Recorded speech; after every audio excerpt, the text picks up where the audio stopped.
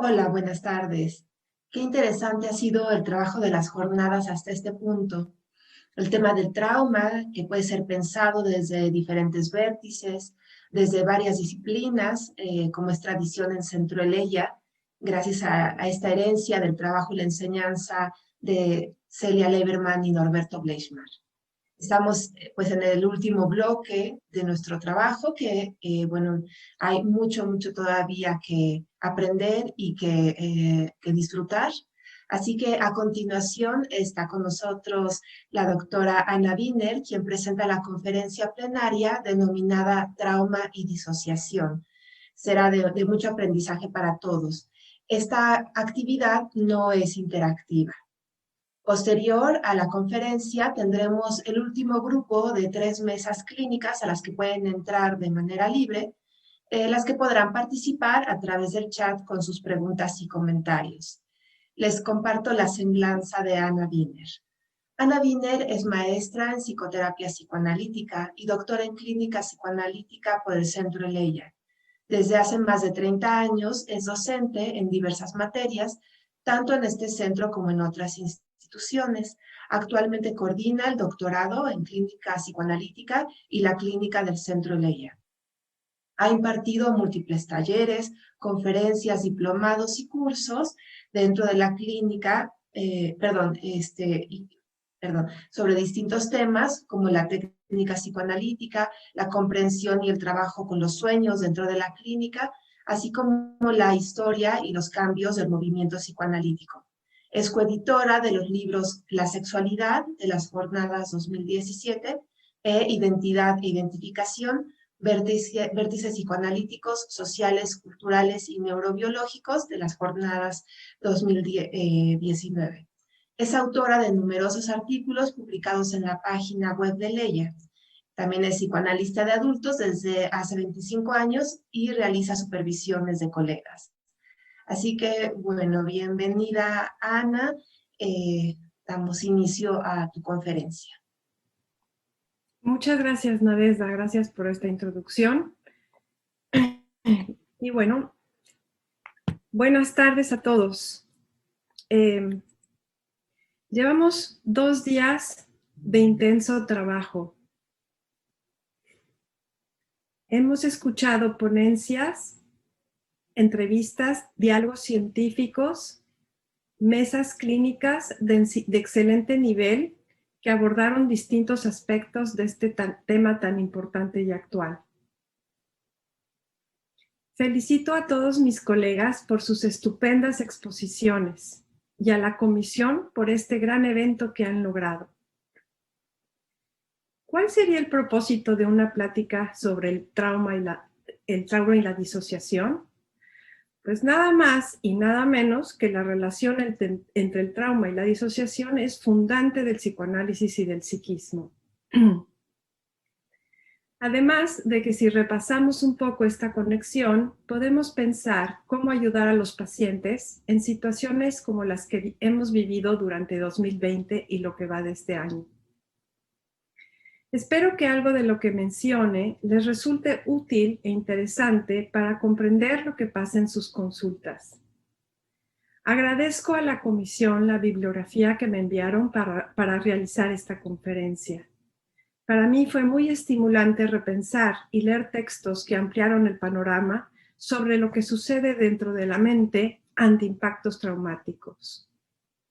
Ambos temas son muy amplios. Podríamos hablar horas sobre ellos. Elegí solo algunos aspectos que me parecieron convenientes clínicamente hablando. Pero hay muchísima bibliografía al respecto de diferentes marcos teóricos y que está disponible por si les interesa. El título de estas jornadas es El trauma social, familiar, subjetivo. Esta ponencia pertenece al rubro de lo subjetivo, ya que, como hasta ahora han comentado varios de mis colegas, lo que es traumático para uno no necesariamente lo es para otro y viceversa. Me gustó la idea que mencionó el doctor Levine en la excelente entrevista que Elena le realizó. Dijo que no toda experiencia desagradable resulta en un trauma.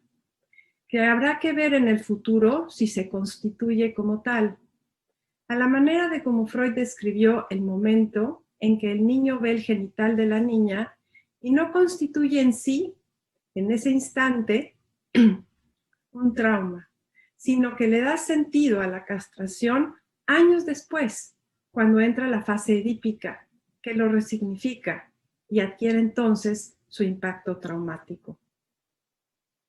Principalmente me referiré a aquellos sentidos de lo traumático que tienen que ver con el individuo en lo particular y en lo personal.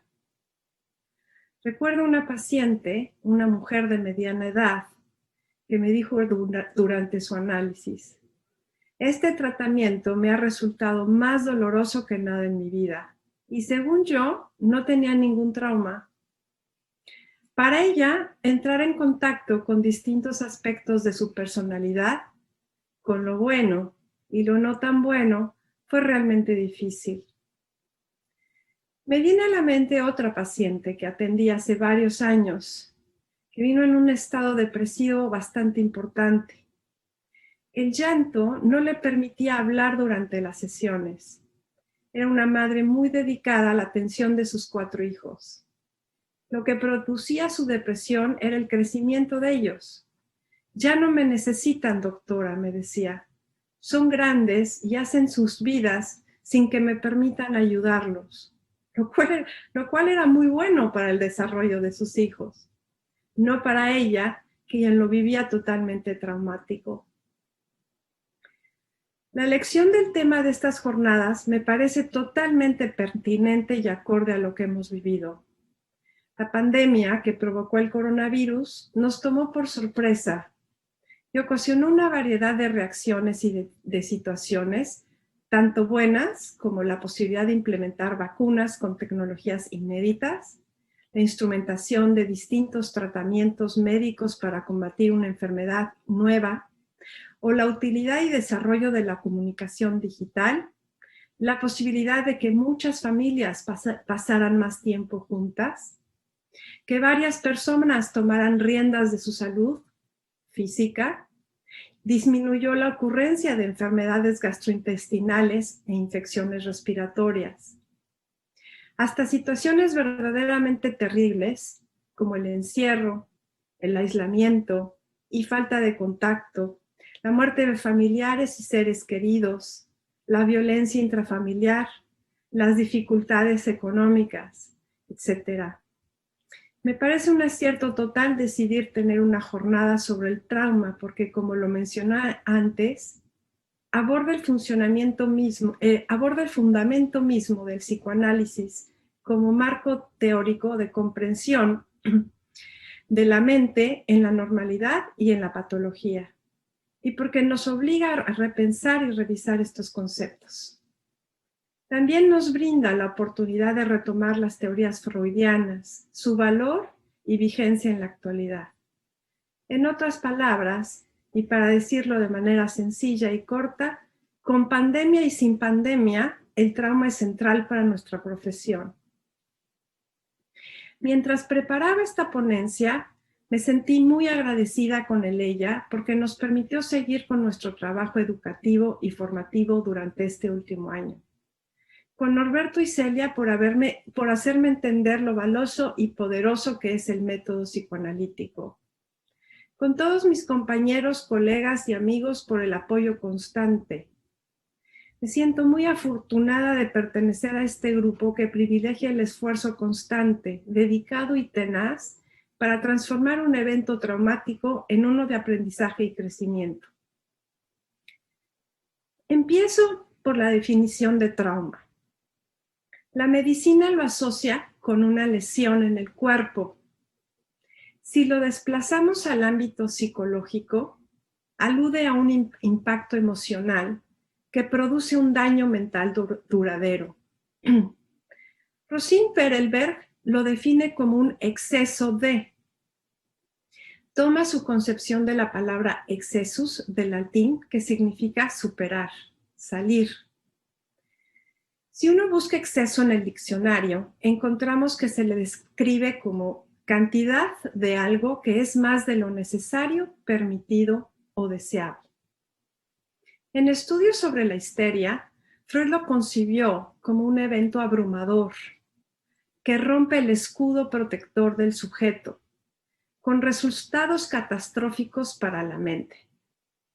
Por un lado se relaciona con el exceso, pero por otro también con aquello que resulta demasiado poco. En 1926 dice textualmente: llamemos traumática a una situación de desvalimiento, un desvalimiento psíquico que acontece por el ejercicio de lo pulsional. En la introducción de este texto, Strachey comentó que el trauma se relaciona con la experiencia de impotencia del recién nacido y su falta de capacidad para regular la excitación. En la conferencia número 18, La fijación al trauma, lo inconsciente, Freud le asigna un sentido económico, que indica cantidad, al mencionar que se refiere al aumento de energía en el sistema psíquico, a un exceso de energía. También propuso que el trauma implica tal exageración en la intensidad del estímulo que su tramitación por la vía habitual fracasa. El descubrimiento del psicoanálisis y de las teorías más tempranas sobre psicopatología están íntimamente ligadas al concepto de trauma. Freud cambió su primera noción de recuerdos sobre experiencias sexuales infantiles traumáticas, lo que Sandler y colaboradores llamaron el modelo de trauma-afecto, por su revolucionaria idea sobre el inconsciente, los deseos sexuales, el complejo de Edipo y la realidad psíquica. De manera rápida repaso los puntos centrales de su teoría. Ese cambio le permitió distinguir lo fáctico de lo psíquico, adjudicándole a cada uno su propia realidad y validez. Lo traumático no solo provenía de afuera, sino también del interior del psiquismo, promovido por fuentes pulsionales e instintuales. Dijo, cito textual, son vivencias traumáticas aquellas a las que los neuróticos quedan fijadas porque no son reales, sino fantaseadas. La neurosis nacería de la incapacidad para tramitar una vivencia teñida de un afecto hiperintenso, cierro comillas. Por ejemplo, eventos como el nacimiento, el destete, el nacimiento de los hermanitos se vuelven traumáticos internamente en la medida en que producen ese impacto emocional excesivo que el yo no puede tolerar. Algunos son traumas narcisistas porque agreden la integridad del yo, ya que sus deseos sexuales infantiles no son satisfechos y sufre una gran frustración y decepción. Y otros son traumáticos porque la separación de la madre resulta brutalmente dolorosa para la mente, como es el caso del nacimiento o del destete. Lo que quiero decir es que de pensar que lo traumático proviene de experiencias externas, Freud amplió nuestra manera de entenderlo para mostrarnos que también hay eventos internos traumáticos que forman parte intrínseca de nuestro desarrollo mental y de la personalidad, que perturban nuestra identidad, estabilidad y funcionamiento mental. Estos sucesos sobrepasan nuestra capacidad psíquica para elaborarlos, para aceptarlos y asimilarlos. Quiso decir que la insatisfacción de nuestros deseos sexuales infantiles era suficientemente traumática como para producir psicopatología en las personas. Dicho de otra manera, el factor auténticamente traumático no es el trauma en sí mismo, sino la vivencia del conflicto psíquico, ya sea entre los deseos sexuales infantiles y la defensa o entre la pulsión de vida y la de muerte. El desarrollo mental dependerá de la capacidad de cada individuo para enfrentar y resolver adecuadamente cada situación psíquica traumática de las distintas etapas psicosexuales. A lo largo de la teoría de Freud, el concepto de trauma no se abandonó, pero se dio su importancia por el concepto de frustración. Con la diferencia entre trauma externo y trauma interno, surge la oposición entre aquellos psicoanalistas que consideran que lo traumático ocurre principalmente por falla de los padres, del ambiente. No le dan prioridad a lo pulsional, al conflicto interno entre fuerzas instintuales o entre el amor y el odio. Y si distinguen de los que piensan que el origen de esas experiencias no es únicamente ambiental, sino resultado del intercambio, a manera de las series complementarias de Freud, de lo constitucional y de esa lucha entre pulsiones o entre emociones. Esto no implica que los eventos externos, como las guerras mundiales, el Holocausto, los temblores, terremotos, pandemias, no produzcan un efecto en la mente. Gracias al psicoanálisis ahora entendemos que estos acontecimientos se ven teñidos por las fantasías inconscientes que habitan la psique de cada individuo y adquieren un sentido muy personal y único. El trauma es, en realidad, un trauma psíquico. Recuerdo muy bien, por ejemplo, hubo una época durante mi trabajo en que yo recibí muchas mujeres violadas que querían tomar tratamiento. Y recuerdo muy bien dos específicamente. Una que había sufrido un intento de violación y otra que sí la habían violado. Y la que habían violado era una mujer que cuando llegó conmigo me dijo: doctora, no voy a permitir que esta experiencia termine con mi vida. Yo voy a seguir adelante y tendré que hacer lo que tenga que hacer para salir adelante. Y la violación había sido una experiencia desagradable, pero no se volvió un trauma para ella. En cambio, una chica que había sido o que se habían intentado violarla, sí fue un trauma. Y venía totalmente deshecha, no confiaba en la gente, no confiaba en los hombres, estaba totalmente perseguida, no podía salir a la calle, sentí una desconfianza enorme respecto de cualquier individuo que estaba cerca de ella. Y interrumpió el tratamiento diciendo que yo no lo entendía, ¿no? Que para ella era un trauma gravísimo y que ella no veía forma de poder resolverlo, que eso había marcado su vida y que así iba a ser. Por eso pienso que realmente importa mucho el sentido que cada uno le da a los eventos, los momentos difíciles y desagradables que experimentamos en nuestro día a día. A lo largo de mi experiencia me he topado con dos tipos diferentes de eventos internos que dejan secuelas traumáticas. Una de ellas es la pérdida del objeto y el trauma narcisista, como Bella Grunberger le llamó, y que caracterizó por la desaparición de la omnipotencia infantil. Por ejemplo, recuerdo un paciente que vino a consulta porque no podía tolerar su fracaso profesional. Quebró la empresa que dirigía, se deprimió gravemente, subió muchísimo de peso y se aisló de todo. Y para él asumir que no logró sacar adelante el negocio fue insoportable, y peor aún cuando su hermano sí lo consiguió. Esta herida narcisista implica que enfrentar nuestras verdades siempre es traumático. Por eso no muchas personas se animan a realizar un tratamiento psicoanalítico.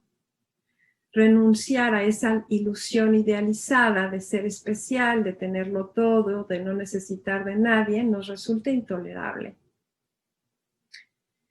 En otras palabras, enfrentarnos con la realidad puede ser traumático, ya que el impacto nos produce una gran desilusión sobre nosotros mismos. El analista debe ser sensible ante la vulnerabilidad de este tipo de pacientes que experimentan la vida cotidiana como cruel.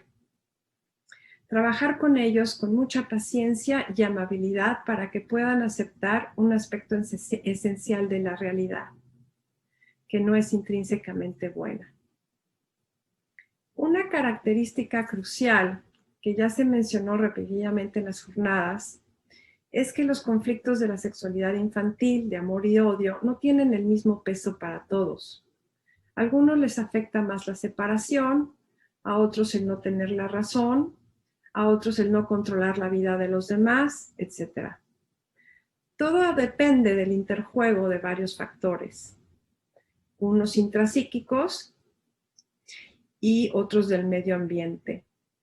También de la capacidad que tiene cada individuo para tolerar el dolor mental, el monto de agresión constitucional con el que cada uno nace precargado y el tipo de padres que le tocaron, incluida su capacidad para responder o no adecuadamente a las necesidades de los hijos. Con el objeto de evitar el dolor mental que implican estos traumas, la mente despliega el uso de formaciones de compromiso, como los sueños, los síntomas, los lapsus y los mecanismos de defensa. Solo si estos últimos fallan, entonces resulta una catástrofe completa y la mente se desmantela. La disociación es un mecanismo de defensa descrito originalmente por Pierre Janet en 1889 para separar organizaciones psíquicas, consciente de inconsciente, y sus respectivos contenidos con el objeto de evitar la influencia traumática de ciertos asuntos sobre la persona. Lo utilizó con pacientes gravemente traumatizados y lo describió como el proceso que les permitía a algunos pacientes con predisposición biogenética separar de sí mismos y mantener alejado de su alcance de percepción cúmulos de impactos emocionales para evitar la aflicción mental.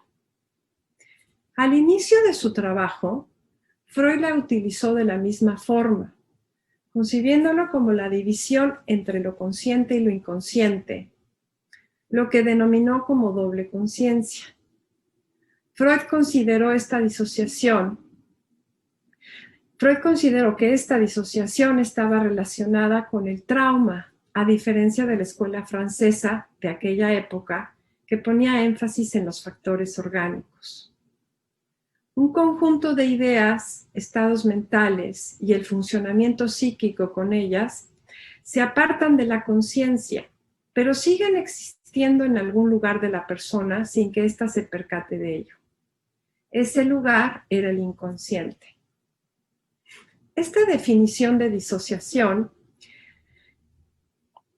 describe un proceso mental que separa dos instancias psíquicas y resulta del rechazo de ciertas ideas que son inaceptables para una de estas instancias. Estas ideas quedaban relegadas en el inconsciente, habían sido reprimidas. Es decir, lo que en un inicio se denominó disociación dio origen al famoso concepto de represión. Este mecanismo era lo que dividía ambas partes, ya no la disociación. En Moisés y la religión monoteísta, Freud vuelve a hablar de la relación entre la disociación y el trauma. Escribió, cito textualmente, una parte del yo se disoció tempranamente y está dominada por el trauma. Y amenaza con fragmentar al yo si se vuelve a unir a él. En ese momento pensaba que todo conflicto provenía del trauma. No es sino hasta que postula el segundo modelo de la mente, el modelo estructural, el yo y el ello, y que ve al yo como el centro del aparato psíquico, cuando comienza a utilizar el término de disociación para designar la posibilidad de que el yo se divida, se disocie. Aquí describe un estado en el cual es como si hubiese más de una personalidad, más de un yo, con distintos niveles de funcionamiento. En la psiquiatría se le suele dar mayor uso al término con respecto a la psicopatología de personalidad múltiple. Me gusta la definición que Rycroft utiliza para comprender de qué manera actúa este mecanismo en esta patología. Lo describe como aquel proceso que permite la ocurrencia simultánea de dos o más sucesos psíquicos sin vinculación alguna, sin que se conecten. Confluyen dos partes de la personalidad totalmente diferentes entre sí, como si nos encontrásemos con dos personas distintas. Es interesante que Winnicott también lo usa para hacer referencia a la separación entre el falso y el verdadero self en la personalidad. Dentro del psicoanálisis concebimos su puesta en marcha cuando un evento traumático desencadena, en lugar de las defensas normales utilizadas habitualmente frente a un acontecimiento penoso, una defensa patológica que actúa bajo el imperio del proceso primario. Y puede suponer la acción de otros mecanismos de defensa, como la negación, la escisión y la proyección.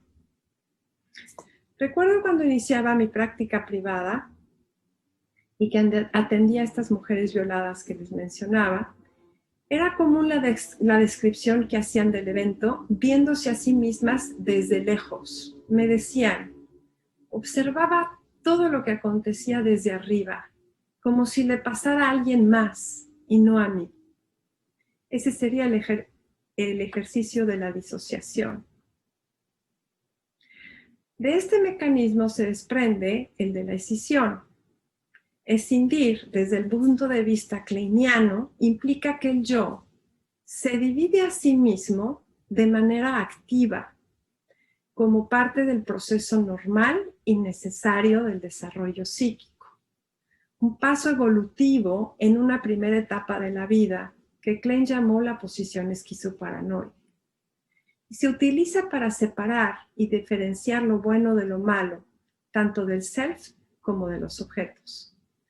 Una oposición necesaria en nuestra mente para poder organizar y distinguir bien ambos tipos de experiencias y emociones.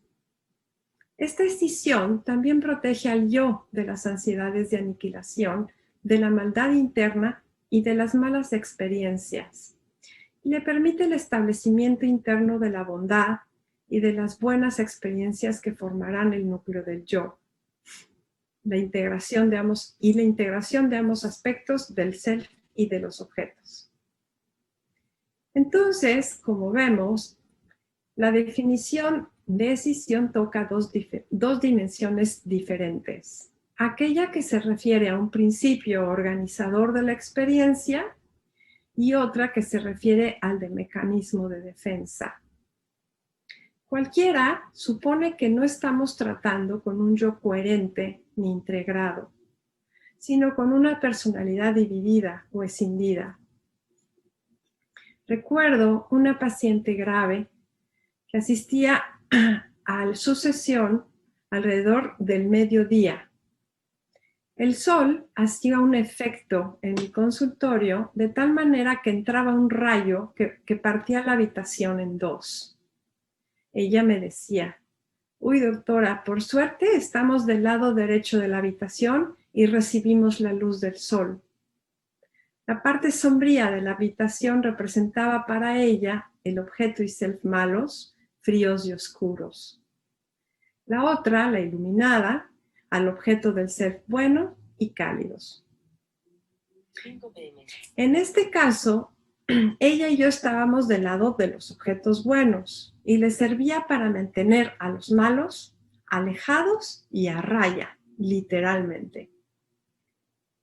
Otro ejemplo más es el de un paciente que durante la sesión mostraba su gran desesperación y frustración por todo lo que le acontecía, mientras yo me sentía clara, sensata, tranquila, y podía explicarle sus estados alterados de una manera muy sencilla. Había depositado en mí, a través de la identificación proyectiva, sus aspectos buenos, sensatos, tranquilos y pensantes, para cuidarlos y conservarlos a salvo de sus aspectos hostiles. Esto también es una escisión y una identificación proyectiva. Separó lo bueno de lo malo y lo bueno lo puso en mí. En cuanto al rol defensivo de la escisión, quiero comentarles sobre un excelente escrito en que Carlos Paz y Teresa Olmos de Paz escribieron sobre el trauma y el cambio psíquico. Mencionan que, cito, el trauma sume al yo en un estado de desvalimiento, en que se pone de manifiesto la angustia de desamparo, la que da lugar a la instalación del proceso defensivo, escisión del yo, proyección e identificación proyectiva.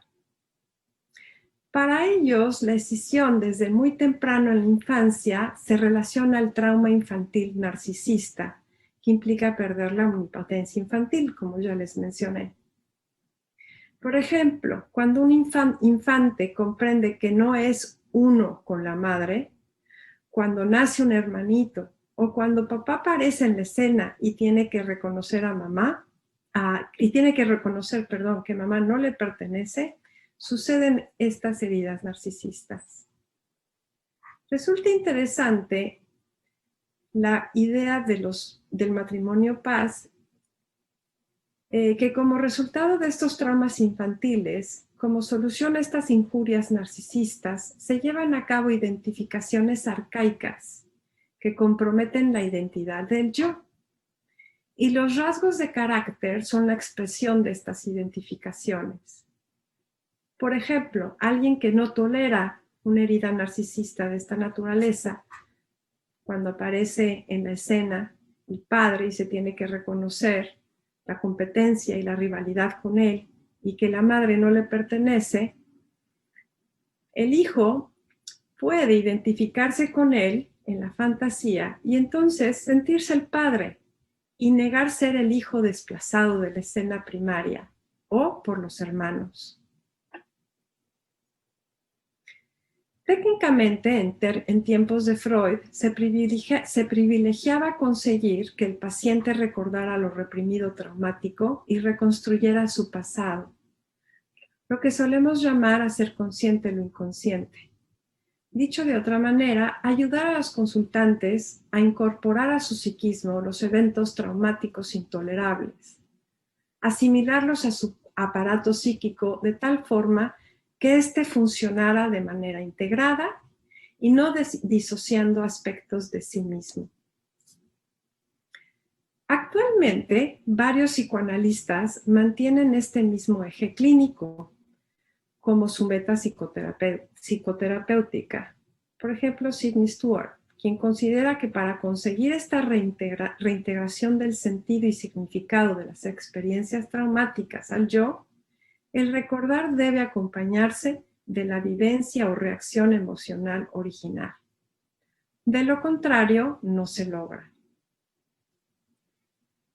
Otros que siguen a Bion y a Meltzer, como Rosine Perelberg, piensan que el trabajo psicoanalítico se preocupa por la forma en que se repite la experiencia del pasado traumático infantil en sus aspectos no metabolizables en el consultorio. Y por lo tanto, el analista, a través de analizar y comprender su contratransferencia, le da sentido a los procesos psíquicos que no han alcanzado representación en la mente del individuo. Este autor, basado en la definición de trauma como exceso, supone que las experiencias traumáticas no pueden ser puestas en palabras, ya que la intensidad del evento rompe el vínculo entre la imagen y el vocablo. Por ello, permanece como la cosa en sí misma. Esta idea es interesante porque utiliza también la noción de continente de Bion, ya que para representar un trauma es necesario que previamente se le pueda contener dentro de la mente. Pienso en pacientes que tienden a dar largas descripciones de eventos, sin conectar emocionalmente o sin hacer resonancia con la vivencia emocional de la situación. Este largo recuento descriptivo que suelen hacer corresponde a la incapacidad, de acuerdo con el autor, para retener psíquicamente hablando, porque suelen inundarnos con sus exposiciones. La tarea analítica de dar sentido, según Perelberg, es crucial para un proceso de transformación y contención. Dice textualmente, inaugurar el dominio simbólico. Lo que no se puede contener entra en la espiral de la compulsión a la repetición. Se repite lo que no ha alcanzado representación. Cierro comillas. Reed piensa que es la oposición entre lo significado y lo no significado. El autor sugiere que lo que se produce en lugar de una representación de objeto es un agujero en la psique, una ausencia. Esto coincide con la idea freudiana de que siempre algo se escapa de la representación plena y se descarga, ya sea fuera del organismo o dentro de él a través de los síntomas. En cambio, para Klein y los post-kleinianos, no hay proceso psíquico que no se exprese o experimente como una fantasía inconsciente, porque los objetos y las emociones están intrínsecamente ligados desde el inicio de la vida. En otras palabras, aún lo que se descarga implica una fantasía. Por ejemplo, cuando un paciente evacúa su ansiedad a través de un largo discurso acelerado y preocupa al analista, el impacto que esa descarga de ansiedad tiene sobre el analista implica una fantasía de ataque, control por parte del paciente. Su intención inconsciente es el ataque porque al preocuparlo le quita su serenidad y lo controla porque provoca que esté pensando en él. Para Klein existen relaciones objetales inherentes entre el self y sus objetos todo el tiempo en la mente. Cualquier fenómeno psíquico implica una configuración de relación de objeto dada por un libreto emocional y mediada por mecanismos de defensa. Quiero darles un ejemplo de la puesta en marcha de la disociación con respecto a eventos traumáticos que retomé de un artículo de Jorge Luis Maldonado y Alberto Luis Solimano de 2016. Se trata de una mujer de mediana edad, agente de viajes, que solía cancelar varias sesiones debido a sus constantes viajes por motivos profesionales. Sus padres habían muerto en un accidente cuando ella tenía 3 años. La familia mantuvo en secreto el suceso y lo único que le dijeron era que los padres estaban de viaje. Una vez que la paciente se enteró del lamentable accidente, la muerte de sus padres no se mencionaba jamás. Su vida acontecía como si la pérdida no hubiese sucedido. Su tía, hermana de la madre, se hizo cargo de ella desde aquel desafortunado percance y mantenían una relación muy afectuosa y cercana, a pesar de que esta tía había sido amante del padre. A lo largo del tratamiento, relató sueños con escenas de accidentes violentos. Gracias a ellos, el analista pudo empezar a tocar el tema del incidente de los padres, a pesar de la fuerte renuencia de la paciente y de su tía. Después de un par de años de análisis, se pudo acceder a una parte disociada de la paciente, enojada y resentida con los progenitores por haberla abandonado.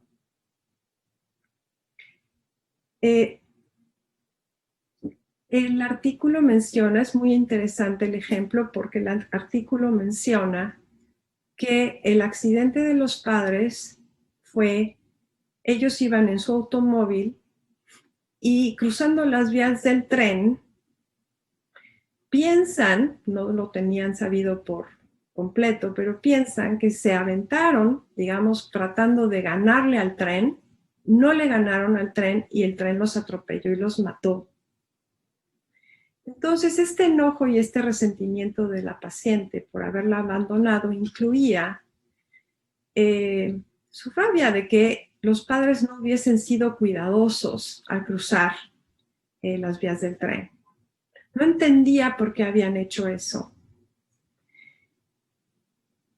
Sigo adelante y luego les comento otro detalle que me pareció muy interesante.